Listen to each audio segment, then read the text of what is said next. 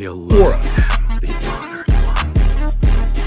We talked about it, we defined it, we crowned its greatest users, exposed people who took it too far, and even coined a new vocabulary, Aura Lobby. Go watch that video if you haven't already. But here's the thing nobody actually wants to talk about. Aura isn't a trophy you keep on a shelf. It's not permanent. It's not loyal. Aura is a living thing. It breathes, it grows, and if you're not careful, it will die. So Aura exists on a spectrum. And I'm not talking about the, on the spectrum. I'm talking about a legitimate battery. You can charge it to levels you never thought possible, or you can watch it drain to zero in front of a live studio audience. And today, we're talking about the drain. Aura loss. The single most humbling force known to man. You guys, I'm talking to you. You guys need to understand something before we go further. Nobody is safe. Not fictional characters, not athletes, not celebrities, and yes, I know, not even you. I know goddamn well there was a moment in your time where you're in class, the teacher goes, does anybody have the answer to this question? And something possessed you, some demon climbed out of your fucking body and made you raise your hand and say, yes, mom. You didn't just lose Aura, you lost your security deposit on Aura. You lost Aura you hadn't even earned yet. Future Aura, gone, obliterated. Bro, like the stock market crashed for you. And look guys, if I'm going to be dragging everybody else down, I have to put myself on the table too. It's elementary school, a kickball tournament. And look, I need you to understand the full context before I tell you really what happened.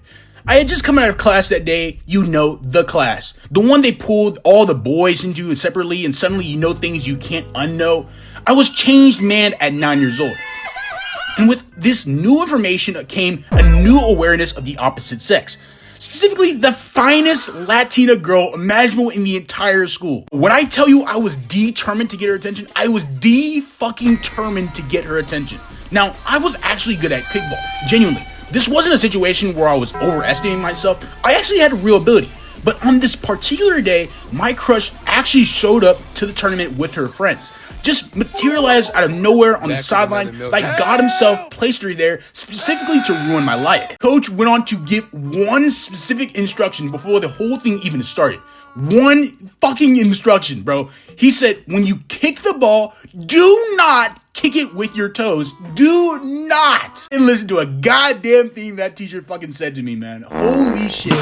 I heard it, I understood it, but it fucking deleted out of my brain. Like, it was just a rule that applied to everyone else besides me. Guys, I didn't want to just light tap that ball like Messi did in the World Cup to win it. Holy shit. And that was cool played, man, but holy shit, he won that game. It was crucial, though. It was a crucial part. I wanted to kick it into a whole nother zip code. I wanted that ball to achieve its own orbit. I wanted her to watch me send that rubber ball so far into the atmosphere that she'd forget whoever she was talking to and just stand there thinking about me for the rest of the school day. So to give you a layout of what I'm talking about, see, kickball is like baseball, but you're just kicking a ball instead of hitting with a bat. So everyone has a base. There's 3 bases, just like regular baseball. You already know what I'm talking about. So the pitcher would roll the ball straight to you. You'd run up and kick the ball. When you kick the ball, it's supposed to go far. And if someone catches the ball, of course, you're out. Just like baseball regular rules. So when the ball came rolling toward me, I wound up full commitment. Everything I actually had on me, toes first. And fucking, man, I heard a crack. Not the ball, but me. What came out of my mouth next was not a sound a child should be making in an elementary school setting. Bro, I was screaming for the life of me, man. Like I was being interrogated by Batman. The fucking shit was horrible, bro. I hit the ground. I was crying, full tears in front of everyone. Holy shit, man. To give you an idea of what I was looking like, bro, it was so embarrassing. Everyone was fucking laughing. And guess what? She was fucking in that crowd laughing. Not concerned, not rushing over, not just laughing in front of her friends and in front of me, man. On the ground with a fucking broken ass toe. Bro, I was devastated. And that wasn't even the final blow. The final blow came out later when I found out about her boyfriend. He was the best friend of one of my best friends, and he had been the whole time. She was never actually available. She wasn't even a possibility. I wound up and broke my toe for a girl who was already taken and thought my suffering was just entertainment. I did all that for nothing, bro. For negative nothing. I came out of that situation with fewer resources than I'd actually entered with. Specifically, one functioning toe fewer. That was a day I lost more Aura than any other point in my life. Now, that actually leads me to my next point. Aura loss operates on a scale. On the low end, you've got the manageable losses. You stutter in the middle of a sentence, you trip going up the stairs when someone's watching, you wave back at someone who wasn't actually waving at you. These hurt, you will replay them at 2 a.m. in the morning when you're fucking listening to SoundCloud music, but you survive. You rebuild, you move on. Then there's the other end of the scale. This is the tragic end. This is the astronomical or loss end. The kind that doesn't just embarrass you, it redefines you. People who witness it stop seeing who you actually are and only see the moment you present. Most recent example of this is Choso from Jujutsu Kaisen. And what makes this so painful is that Choso actually won the fight. He objectively won. And nobody actually cares though, because the way that Naoya actually put hands on him mid-fight had everyone replaying that one specific sequence on loop. That gif got recreated in every possible context within days, man. People put Choso on fraud watch, but the man got his entire reputation collapsed over a stretch of the fight he technically came back from. That is how cutthroat or a loss is. You can win and still somehow lose. You can look at the same example with Dragon Ball Z.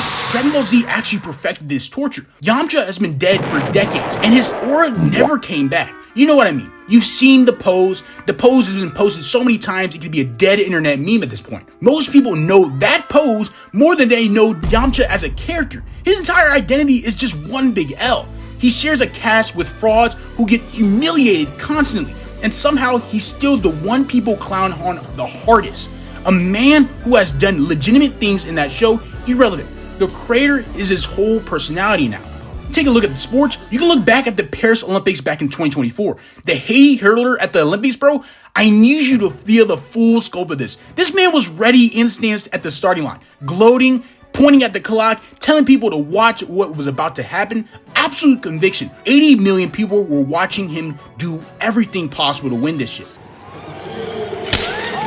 Me bomba! You know, bro, he hits the first hurdle. The first one! He went from the Olympic athlete to Sonic the Hedgehog when he hits a wall in 0 seconds. And I will give him every ounce of respect for getting up and finishing the race anyway. That takes character. But if I were him, bro, oh my God, I'd be stepping away, bro. I need at least a year in isolation before I can speak to anyone about running again. Ben Simmons. I shouldn't even have to explain this one, but I will. Oh, this man was next to LeBron James. That's not even me being dramatic. People were genuinely saying that themselves. You're 6'7", you're an elite defender, they're the kind of athletic package that comes around once a generation. And then one play, one moment where you pass up a wide open dunk because Trae Young is the only person standing between you and the basket? Trae Young, for all people, bro? A man whose high school gym teacher could body him anyway? And Ben Simmons decided that was too much? Holy shit, man, that's the corniest shit I've ever heard. And since I mentioned LeBron James, he gave me some of the greatest free material of all time.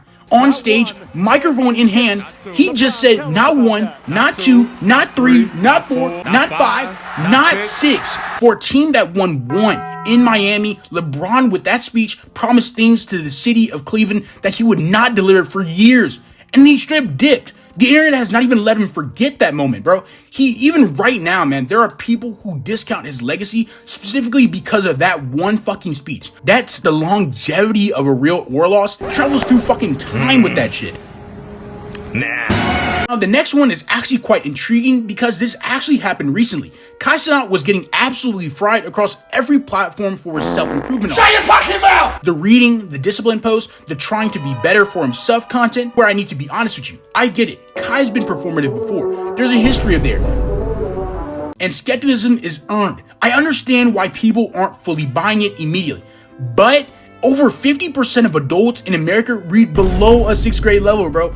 And we are out here in the year of our Lord, fucking roasting this man for reading a book. Oh my God, that is the silliest shit I've ever heard, bro. The internet is a place where you can lose aura for just simply trying to improve your life. That's the reality of it. And yes, some of it is actually corny, but I would rather he push this towards kids than half the other things he puts out. There are 50 million more important things to be angry about than Cenat with a hardcover.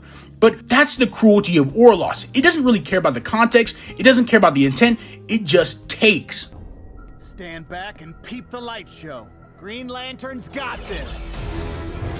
Oh, hell no, man. What the fuck, man? Bro, Green Lantern is the Yamcha of DC. I need this stated publicly and on record. Everyone knows this scene. Darkseid flicks him like a bug, bro. But what people don't talk about is what happens immediately after. Green Lantern gets up after fucking Darkseid throws him out and charges at Darkseid again with his whole chest. And Darkseid catches him with one fucking hand, and throws him to the floor like he was a used napkin. This man turned into fucking the Thomas the Tank Engine and got handled like luggage. Are you serious right now, bro? Then we got Peter Parker. And dude, this guy is built different. And I have to give him full credit for this. Because Peter will constantly lose, constantly. That man had Black Cat throw up on his suit the second he took off his mask. That's a 10 out of 10 woman having a physical reaction to seeing his face. Bro, I would hang up the suit immediately. And permanently for that matter. Holy shit. Bro, Peter is so unique. Bro, he is the fucking only character who absorbs aura losses and fires them right back. The gym scene against fucking Flash Thompson is one of the cleanest demonstrations of aura transfer ever put up on film. Peter comes in with nothing. Flash is the big man on campus, everything going for him, full fucking confidence. Then Peter starts pump faking, fucking switching hands, making Flash look like he's never seen a basketball in his life before. Flash lunges for the ball, can't move it. Peter's grip might as well be welded. Flash's aura was leaving his body in real time and in front of the whole school, and there was nothing he could do to stop it. Then Peter legitimately dunks on him. Hey, now I gotta dock some points here. That travel, bro, holy shit, you need a pass roll for that trip, bro. But the vibe was immaculate, bro. He had Gwen Stacy right in the tip of his finger. And in Civil War, Spider-Man nearly took off Bucky's arm like it was a loose doorknob. You have a metal arm? You have a metal arm? He's hated L's to the entire Avengers roster, and with the black suit, he made Eddie Brock's life so miserable that the only thing that could save him was a literal come-to-Jesus moment. I want you to kill Peter Parker. Peter made this man find religion. Now, we gotta talk about one of the craziest moments of all time on the internet. Will Smith slapping the fuck out of Chris Rock will forever be one of the most complicated aura events in recorded history. Here's what makes it so fascinating. There was 2 aura losses happening simultaneously. Chris Rock's was obvious, slapped in front of the world at the Oscars. However you feel about the joke, being physically hit on the stage is an image that's going to follow him forever. Will Smith's aura loss is just as significant. You did all of that in front of everyone for a woman who wasn't even giving him the time of day. That's an aura loss with a receipt attached to it. We could take this even further with Dream's face reveal.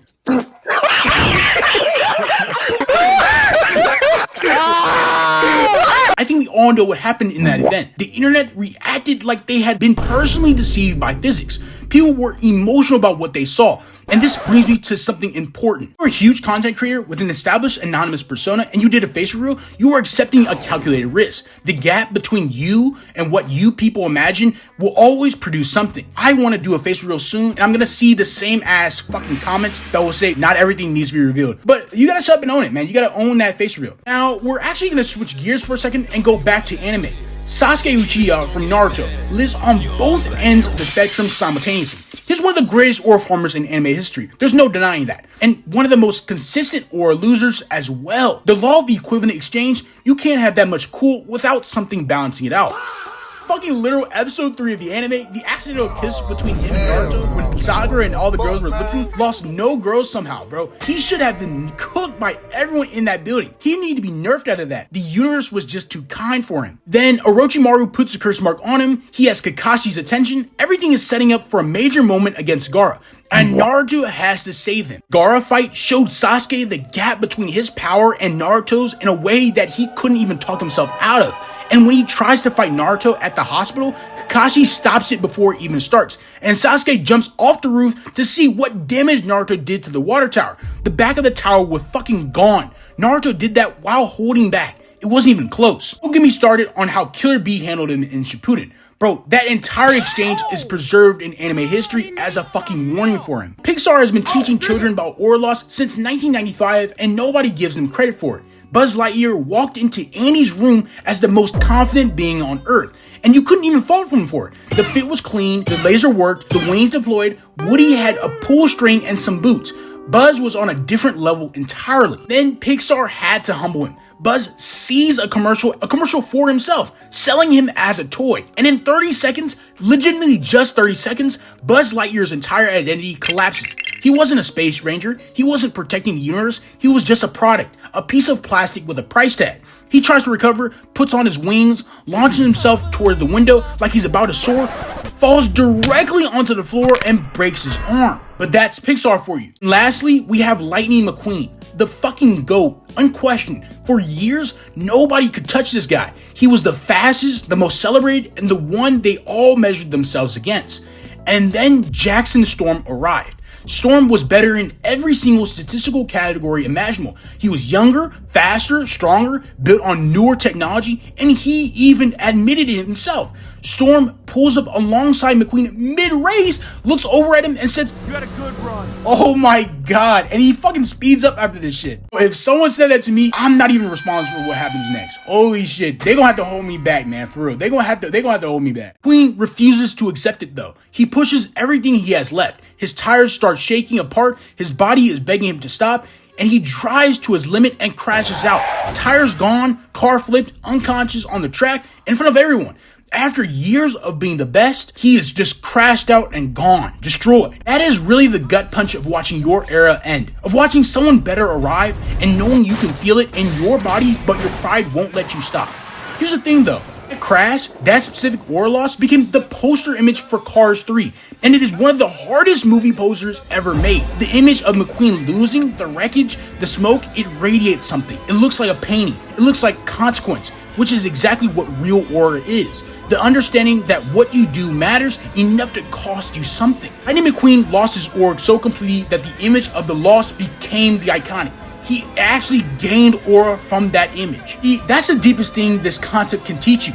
Aura loss and aura farming aren't opposites. They're connected. The risk is what gives the reward its weight. You can't farm aura without accepting that you can lose it. And sometimes, the most memorable thing about you is how you took the L. So many more I didn't get into, but if you want a part 2, I can definitely put you guys onto that. Thank you guys for listening. Make sure to like, subscribe if you're new, and comment down below what you want to see from me next. Thank you guys so much for watching. Love y'all.